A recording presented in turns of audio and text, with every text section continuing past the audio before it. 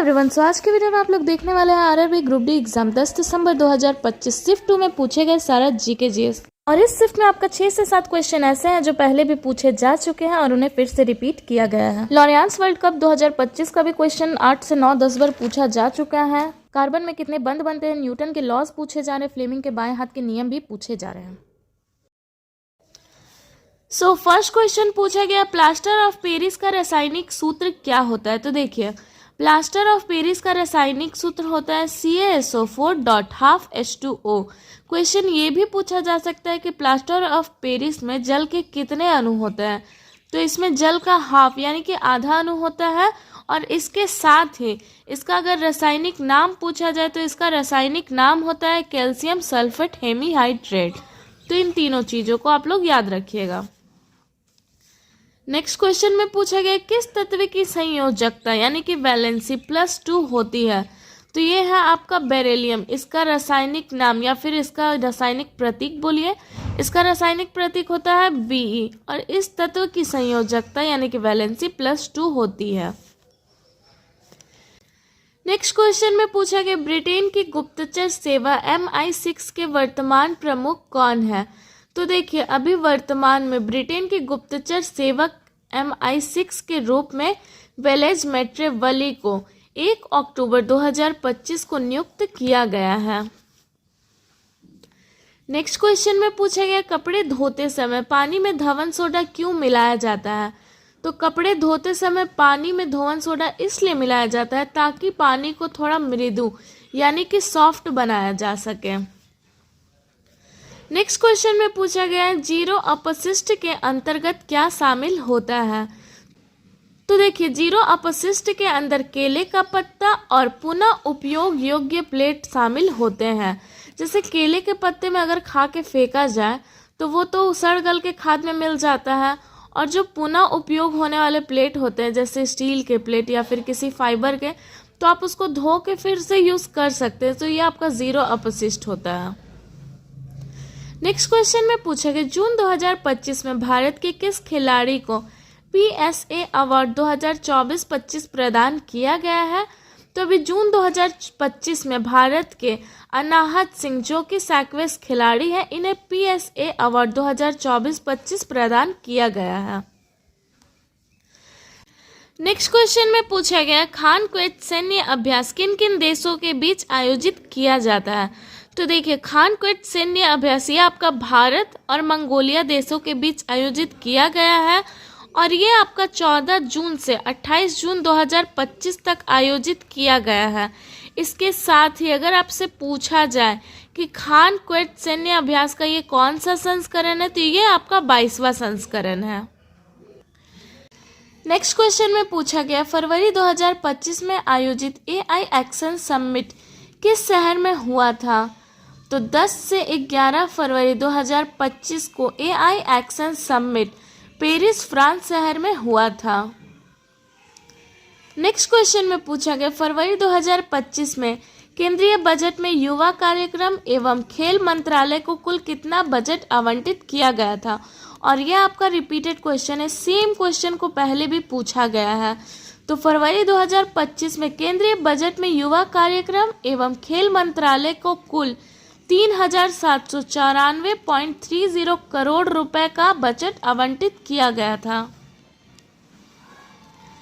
Next question पूछा गया, Laureus world sportsman of the year 2025 का पुरस्कार किसे दिया गया है। और ये भी आपका रिपीटेड क्वेश्चन है।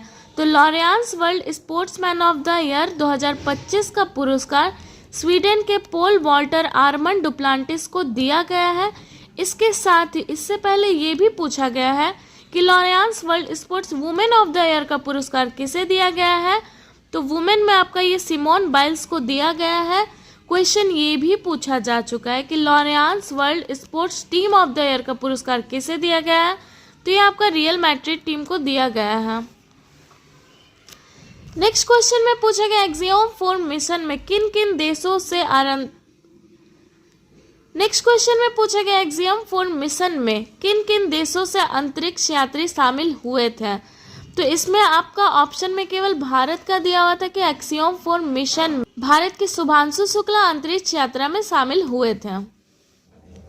नेक्स्ट क्वेश्चन में पूछा गया खीचन और मेनार आर्द्रभूमि किस राज्य की है जिन्हें हाल ही में रामसर कन्वेंशन साइट के रूप में शामिल किया गया है। तो खींचना और मेनार आर्द्रभूमि ये आपका राजस्थान राज्य का है, जिसे अभी हाल ही में यानी कि वर्तमान में रामसर कन्वेंशन साइट के रूप में शामिल किया गया है। नेक्स्ट क्वेश्चन में पूछा गया भारत के फायर सेफ्टी वीक यानी कि राष्ट्रीय अग्निशामक सेवा सप्ताह प्रतिवर्ष किस अवधि में मनाया गया है।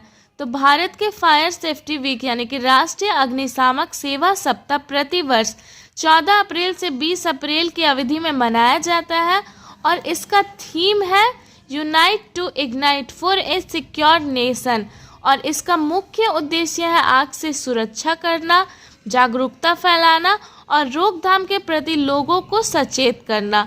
तो इन चीज़ों को आप लोग याद रखिएगा, आगे क्वेश्चन पूछा जा सकता है। नेक्स्ट क्वेश्चन में पूछा गया डीआरडीओ ने स्वदेशी स्ट्रेटोस्फेरिक एयरशिप प्लेटफॉर्म का सफल उड़ान परीक्षण कहाँ से किया है। तो अभी डीआरडीओ ने स्वदेशी स्ट्रेटोस्फेरिक एयरशिप प्लेटफॉर्म का सफल उड़ान परीक्षण मध्य प्रदेश के श्योपुर परीक्षण स्थल से किया है और ये आपका 3 मई 2025 को किया गया है।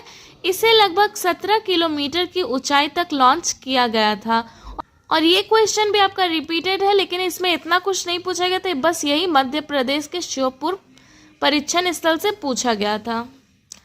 नेक्स्ट क्वेश्चन में पूछा गया 250 हर्ट्ज की आवृत्ति वाली तरंग का आवर्तकाल कितना होगा।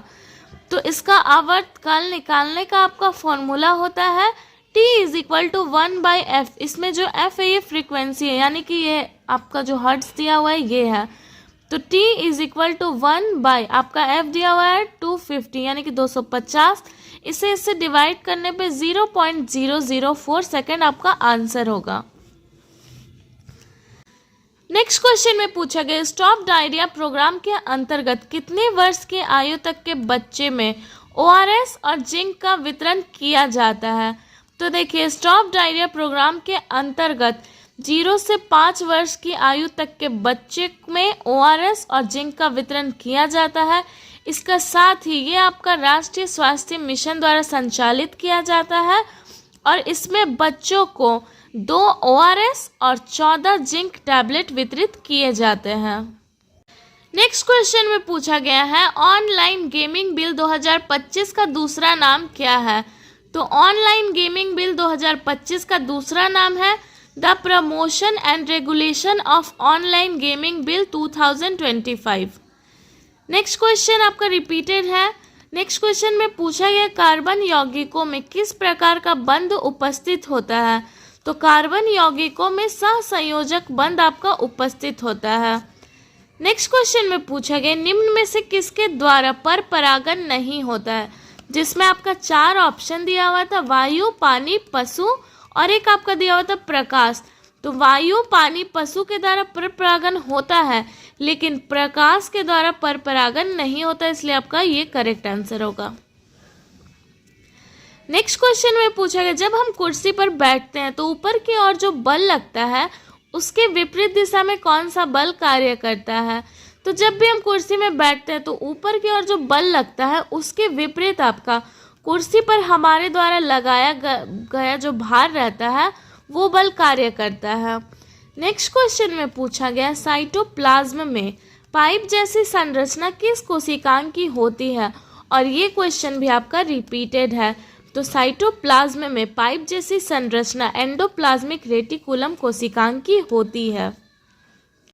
नेक्स्ट क्वेश्चन में पूछा यूके के सैंड आर्ट के लिए प्रतिष्ठित फ्रेड डॉरिंगटन सैंड मास्टर पुरस्कार 2025 प्राप्त करने वाले पहले भारतीय कौन बने हैं।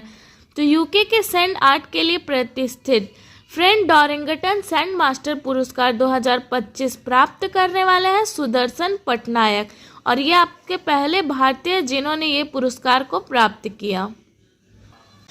नेक्स्ट क्वेश्चन में पूछा गया भोजन जब गर्म होता है तो उसकी गंध दूर दूर तक क्यों फैल जाती है। तो देखिए जब भी भोजन गर्म होता है तो उसका तापमान बढ़ जाता है और जब तापमान बढ़ जाता है तो उसको कणों का जो गति होता है ना वो भी बढ़ जाता है। तो इसीलिए भोजन के कणों की गति बढ़ जाती है, जिससे उसकी गंध दूर दूर तक फैल जाती है। नेक्स्ट क्वेश्चन में पूछा गया फ्लेमिंग के बाएं हाथ का नियम क्या बताता है। और ये क्वेश्चन भी आपका रिपीटेड है, कभी फ्लेमिंग के बाएं हाथ का पूछा गया, कभी तर्जनी, कभी मध्यमा, कभी अंगूठा।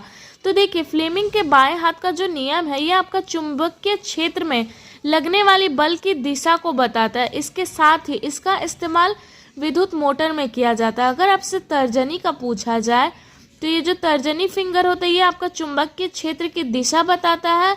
जो मध्यमा यानी कि जो मिडिल फिंगर होता है ये आपका विद्युत धारा की दिशा बताता है, और जो अंगूठा होता है, थंब होता है, ये बल की दिशा को बताता है।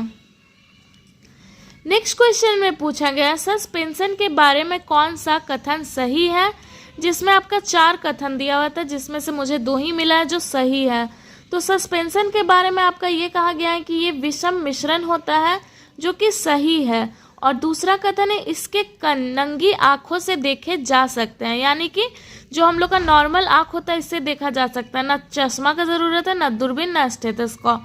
तो ये दोनों ही कथन आपका सही है। नेक्स्ट क्वेश्चन में पूछा गया अवतल दर्पण में जब वस्तु को ध्रुव यानी कि P और फोकस F के बीच रखा जाता है तो उसका प्रतिबिंब कहाँ बनता है। तो अवतल दर्पण में जब भी वस्तु को ध्रुव और फोकस के बीच रखा जाता है तो उसका प्रतिबिंब दर्पण के हमेशा पीछे बनेगा, आभासी बनेगा, सीधा बनेगा और वस्तु से बड़ा बनेगा। नेक्स्ट क्वेश्चन में पूछा गया एपी कल्चर में शहद प्राप्त करने के लिए किसे पाला जाता है। तो ये जो आपका एपी कल्चर है ये आपका मधुमक्खी पालन से संबंधित है। तो एपी कल्चर में शहद प्राप्त करने के लिए मधुमक्खी पालन किया जाता है। नेक्स्ट क्वेश्चन में पूछा गया कनेक्टिव टिश्यू के बारे में निम्न में से कौन सा कथन गलत है। तो इसके बारे में दिया हुआ था कि कनेक्टिव टिश्यू काफ़ी टाइट और कस कस कर होता है, तो वो कथन आपका गलत था। बाकी ये जो दोनों कथन है ये सही है कि इसमें आपका इंटरसेल्यूलर मैट्रिक्स पाया जाता है कनेक्टिव टिश्यू में, और ये आपका जेली फ्लूइड के रूप में पाया जाता है। तो ये दोनों ही कथन कनेक्टिव टिश्यू के लिए सही है, लेकिन आपका जो एक दिया हुआ था कि वो काफ़ी टाइट होता है, कस के होता है, तो वो गलत था, तो वो आपका करेक्ट आंसर होगा। और ये सारे जो आपका क्वेश्चन है ये आपका 10 दिसंबर का सेकेंड शिफ्ट में पूछा गया है, जिसमें 5 से 6 क्वेश्चन ऐसे हैं जो रिपीट किए गए हैं और जो पहले क्वेश्चन पूछे गए हैं उनके रिलेटेड टॉपिक से है।